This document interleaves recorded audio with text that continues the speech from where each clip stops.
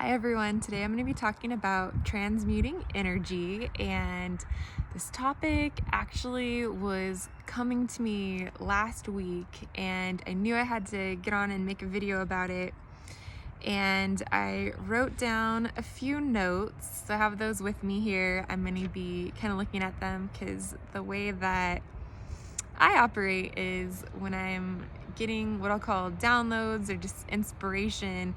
It's like it comes in, in one thought pattern here and then another one here, and then maybe like something from like a past memory comes in, and so I'm just like jotting down all this stuff, and it usually all comes together in like a concept that I'm able to present. And so that's how this information was coming in. So I have some notes here. I'm going to be looking at them occasionally, but the topic that I really want to talk about is transmuting energy. And this is an energetic tool and technique that we can use every day. And what I've noticed is there's two kind of main ways that this shows up. And the first way that it shows up is in our day-to-day lives. And this could be like, say you're in line to get food, or maybe like you're taking care of business, running errands, or at the bank, or wherever you might be. And you notice that there's this, like, you feel like a lower vibrational energy. And sometimes you can detect if it's coming from a particular person, like you just know where it's vibing from. Other times you're just not really sure. It's like, something feels really off, but you don't quite know like where the source of it is. And the other type of situation that comes up is memories of things that have happened, in our past. We might just get these sudden like, thoughts, or this memory just kind of floats through our mind, and we're like, why am I thinking of that right now? And that's another time where we can use techniques to transmute energy. And when we transmute energy, we're basically making kind of bringing more love to the situation, definitely more balance, sometimes making ourselves more whole or healing in a way, and I'll talk about all that in just a few minutes here. So one personal example of mine is in the day-to-day. I sometimes work with a particular person, and their energy is always just very it's pretty powerful, and it just doesn't feel good. And I often feel it.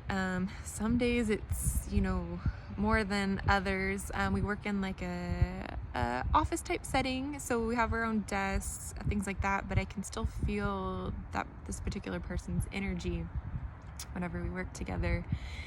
And so I've had to learn different techniques for, how to go about feeling the way that I want to feel, regardless of these outside feelings that I'm feeling. So there's a couple techniques that I'm going to talk about, so that hopefully you can start to implement them in your own life.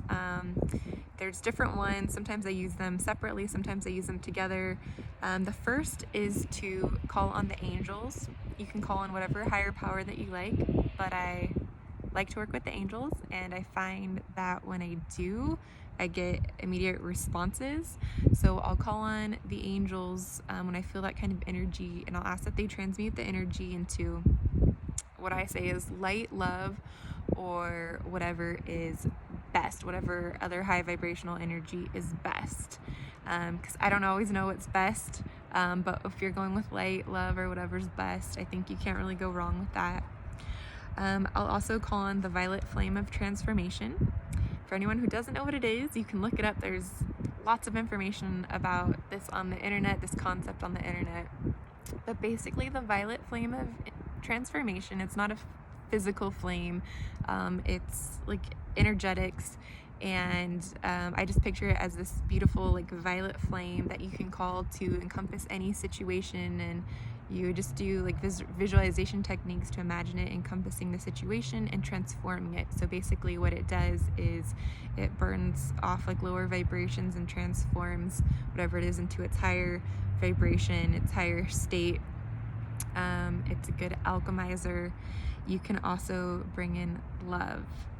And when I say bring in love, you can like saturate yourself with love. You can saturate, you know, your office space with love. You can saturate the situation with love. So sometimes we're feeling like a discord between ourselves and another person, and there's like more of a situation that needs to be healed rather than like someone else's energy that we're feeling that needs to be healed. And you can saturate that with love. And what I love about that is if you're feeling these lower vibrations, it usually means that there's like an absence of love, or that there needs to be more love brought in the situation to balance it, right? Because love feels a certain way.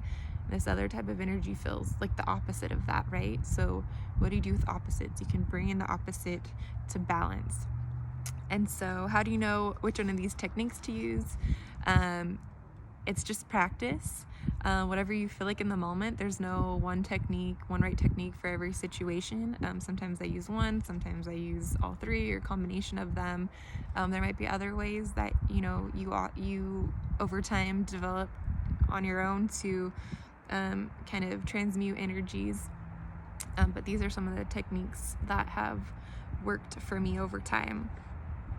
So we went over the day-to-day, the things that happen when you're just going about your day and you're feeling someone else's energy.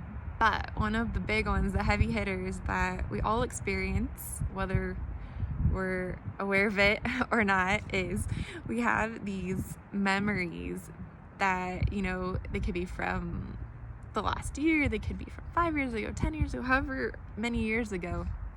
And they basically sometimes might seem significant, sometimes they might seem insignificant, but what you will notice is that when these memories come back into your awareness and you find yourself like, oh, I'm thinking about that, there's an emotional charge along with the memory. I'll say it again. There's an emotional charge along with just the memory part of it.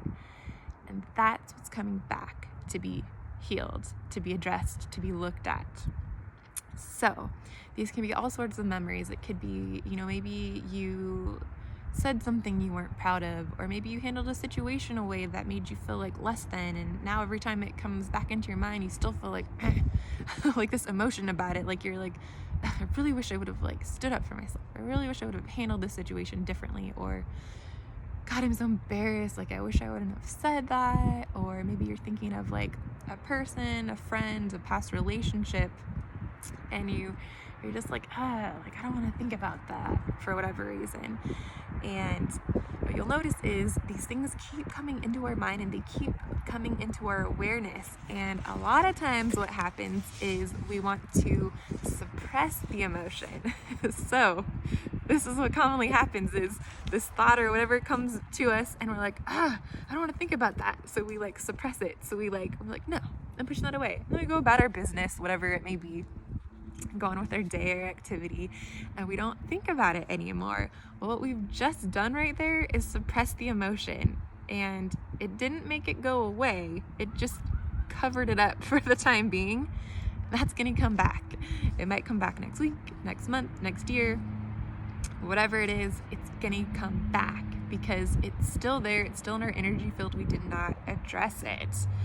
Now, what's so important to know about this concept is that when we look at something, the thought that comes through our mind, when we place our focus on it, our consciousness on it, our awareness on it, that brings in the healing. Just placing our awareness on something can heal it.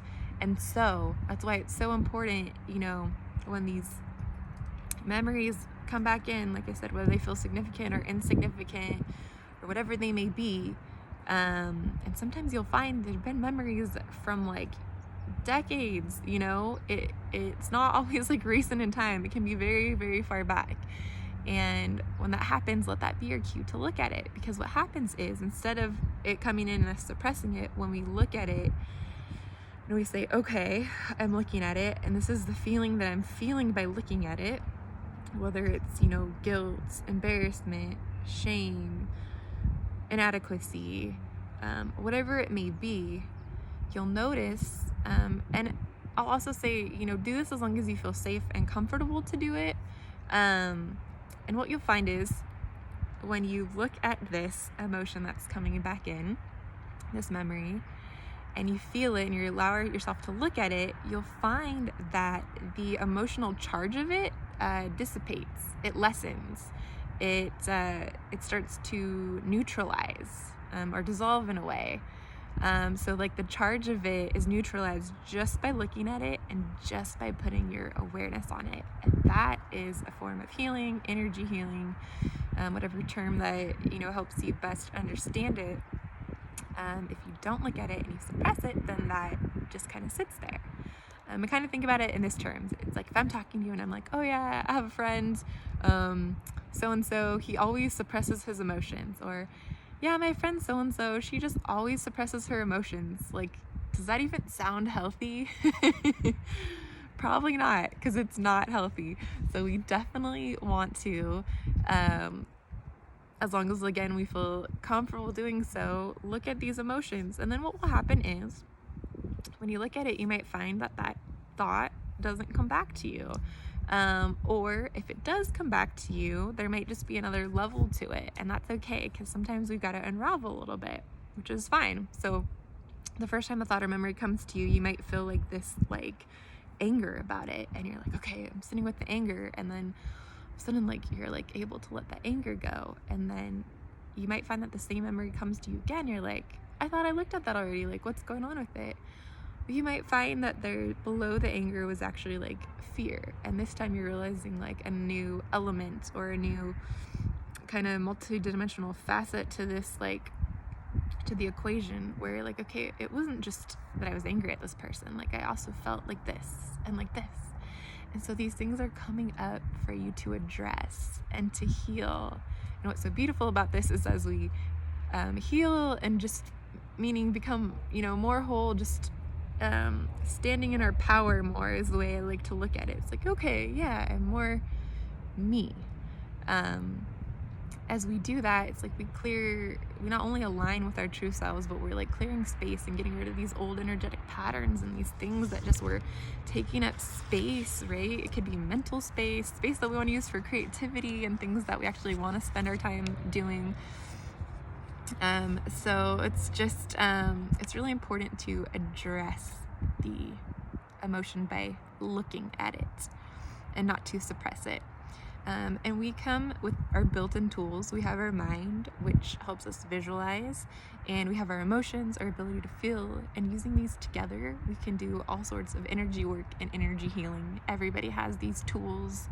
You don't have to be a special person to use them. Anybody can use them. They're all our gifts, our rights, something that we all can do. I will also mention that it said that physical ailments, so things that we experience in the body, whether it's a hurt shoulder, sore elbow, whatever it may be, are said to stem from emotional issues.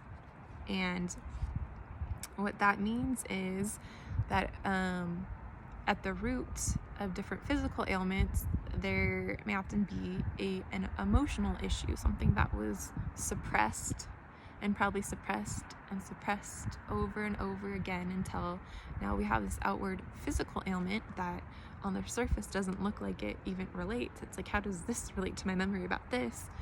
But they often do relate once you go into the emotion and you look at it. And I wasn't sure I was going to share this extra story, but I think it might help a few people to kind of better understand.